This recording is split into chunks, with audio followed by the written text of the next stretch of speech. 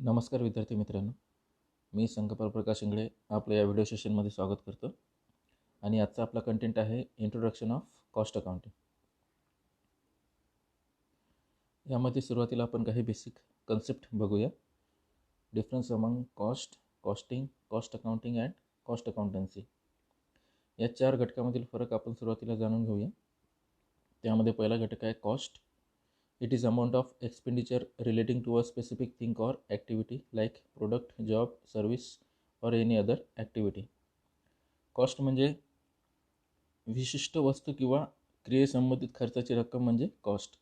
जसे की product, job, service किंवा इतर कोणतीही ॲक्टिव्हिटी की ज्या बदल्यात कंपनीला जो पैसा पे करावा लागतो, जो पैसा द्यावा लागतो त्याला कॉस्ट म्हणतात.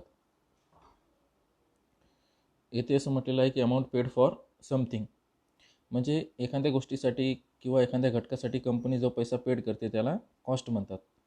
फॉर एक्झाम्पल, मी मोबाईल खरेदी केला तर त्या मोबाईलच्या बदल्यात मी जो पैसा देईल तो पैसा म्हणजे माझा काय आहे, कॉस्ट आहे. किंवा मी एखाद्या व्यक्तीकडून काम करून घेतले आणि त्या कामाच्या बदल्यात मी त्याला जी वेजेस देईल, जी मजुरी देईल, ती मजुरी म्हणजे माझ्यासाठी काय आहे, कॉस्ट आहे. आणि हा कॉस्ट पैशाच्या स्वरूपात मोजता येतो. जसे की इथं म्हटलेलं आहे, it is measurable in terms of money. Cost हा नेहमी पैशाच्या स्वरूपात मोजता येतो. आणि इथे जी इमेज दिलेली आहे ती म्हणजे मिनरल वॉटर मॅन्युफॅक्चरर कंपनी आहे, की त्यामध्ये लेबर आणि हे सुपरवायझर इथे वर्क डिस्कशन करत आहेत. तर यामध्ये लेबरला जी वेजेस मिळते आणि सुपरवायझरला जी सॅलरी मिळते, तर ती वेजेस आणि सॅलरी हे दोन्ही कंटेंट कंपनीसाठी काय आहेत, कॉस्ट आहेत. कारण लेबर आणि सुपरवायझर हे दोघेही कंपनीसाठी काम करत आहेत आणि त्या कामाच्या बदल्यात कंपनी त्यांना विशिष्ट मोबदला देते. तर तो मोबदला म्हणजे कंपनीसाठी काय आहे, कॉस्ट आहे. त्याचप्रमाणे इथे जी वस्तू उत्पादित केली जात आहेत त्या वस्तू उत्पादनासाठी येणारा खर्च हा सुद्धा कंपनीसाठी काय आहे, कॉस्ट आहे. त्यानंतर इथं आहे costing. It is the process of ascertainment of cost. खर्च निर्धारित करण्याची प्रक्रिया म्हणजे काय आहे, कॉस्टिंग. कॉस्टिंगमध्ये कोणकोणत्या घटकावर किती खर्च करायचा हे ठरवलं जातं.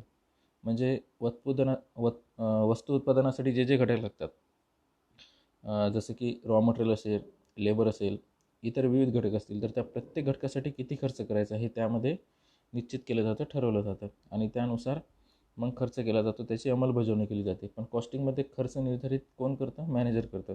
म्हणून मॅनेजरची भूमिका इथे खूप महत्त्वाची आहे. कारण प्रत्येक कंपनीचं उद्दिष्ट काय असतं की कमीत कमी खर्चात जास्तीत जास्त नफा कमवायचा. खर्च कमी आणि उत्पन्न जास्त, नफा जास्त. मग या ठिकाणी कॉस्ट रिडक्शन ही कन्सेप्ट इथं खूप महत्त्वाची आहे. कारण वस्तूची किंमत जी ठरवलेली आहे ते प्रॉफिट इन्क्लूड करूनच ठरवलेली असते. मग त्यापेक्षाही जास्त किंमत आकारून नफा कमवणे हे कंपनीसाठी उचित होणार नाही. कारण कस्टमरला पर्याय मार्केटमध्ये भरपूर आहेत, कॉम्पिटिटर भरपूर आहेत. त्यामुळे ते वस्तूची किंमत वाढून नफा कमवणे हे कंपनीसाठी उचित होणार नाही. तर कंपनीच्या हातातली गोष्ट कोणती आहे की कॉस्ट रिडक्शन. उत्पादनासाठी जे जे घटक लागतात त्यांचा खर्च तुम्ही कमी करू शकतात. म्हणजे मटेरियल एवढं लागतं तर ते कमी करता येईल का, लेबरसाठी एवढा खर्च लागतो तर तो कमी करता येईल का, किंवा इतर घटकासाठी एवढा खर्च लागतो तर तो कमी करता येईल का. या बाबतीत मग ते मॅनेजर, त्या स्टाफची बुद्धिमत्ता, त्यांची हुशारी, त्यांचं स्किल महत्त्वाचं आहे. जसे की आपण चायनाची कोणतीही वस्तू बघा, त्या वस्तूंची किंमत ही नेहमी कमी असते इतर वस्तूंच्या तुलनेत. म्हणजे फीचर्ससुद्धा सेम असतात. त्यांचे मोबाईल बघा, टी व्ही बघा, इतर कंपनीच्या वस्तूंच्या तुलनेत चायनाच्या कंपनीच्या वस्तूंची किंमत ही नेहमी कमी आहे. मोबाईलचं उदाहरण बघितलं तर समजा सॅमसंगचा मोबाईल 10,000चा आहे, तर इकडं तोच रेडमीचा मोबाईल, चायना कंपनीचा मोबाईल हा आपल्याला 7,500-8,000 हजारामध्ये मिळतो आणि फीचर्स सेम असतात. मग हे कसं काय आहे? म्हणजे चायनाची कंपनी तोटा सहन करत आहेत का, लॉस सहन करत आहेत का? नाही, ते लॉस सहन करत नाहीत, उलट कमी किमतीमध्ये नफा कमवत आहेत. ते कसं काय शक्य आहे?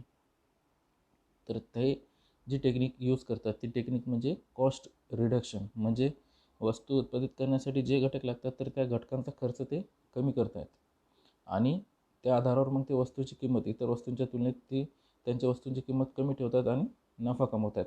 आणि याच टेक्निकमुळं मग चायनाच्या कंपनींनी पूर्ण जगभरातील मार्केट काबीज केलेलं आहे, कॅप्चर केलेलं आहे.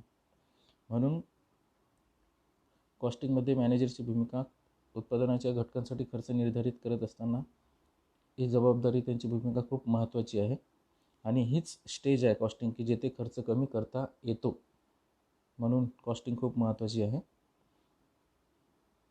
त्यानंतर कॉस्ट अकाउंटिंग.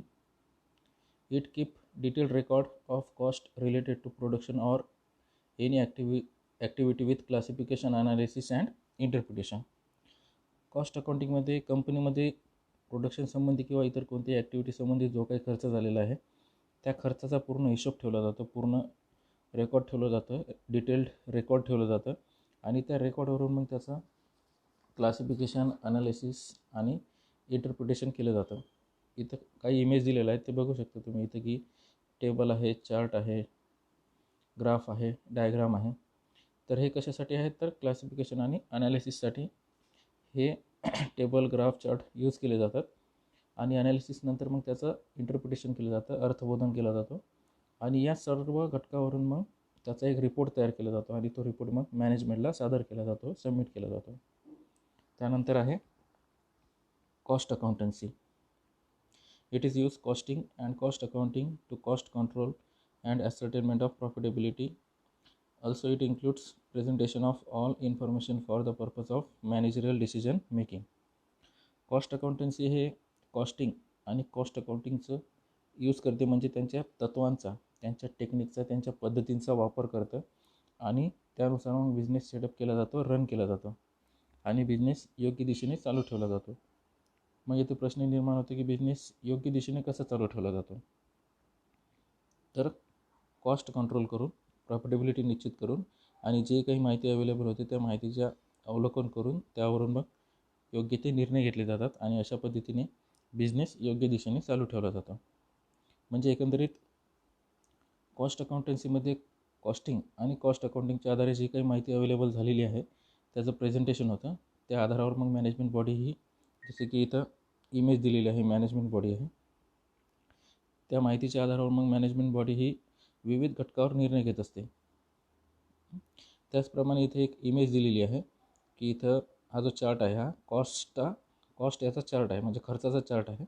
म्हणजे इथं सुरुवातीला कॉस्ट हा कसा आहे, कमी आहे आणि नंतर तो कॉस्ट वाढत चाललेला आहे आणि नंतर मग तो वाढत चाललेला खर्च काय केलेला आहे, कात्रीद्वारे कट केलेला इथं दाखवलेला आहे. म्हणजे खर्चावर नियंत्रण ठेवलेलं आहे, खर्चावर कंट्रोल ठेवलेला आहे की याच्यानंतर आता हा खर्च इथे होऊ नये, म्हणून तो कात्रीद्वारे कट करताना दाखवलेला आहे. म्हणजे हेच इमेज कशाचं दाखवते, कॉस्ट कंट्रोलचं इमेज दाखवते, कॉस्ट कंट्रोल केलेलं दाखवते.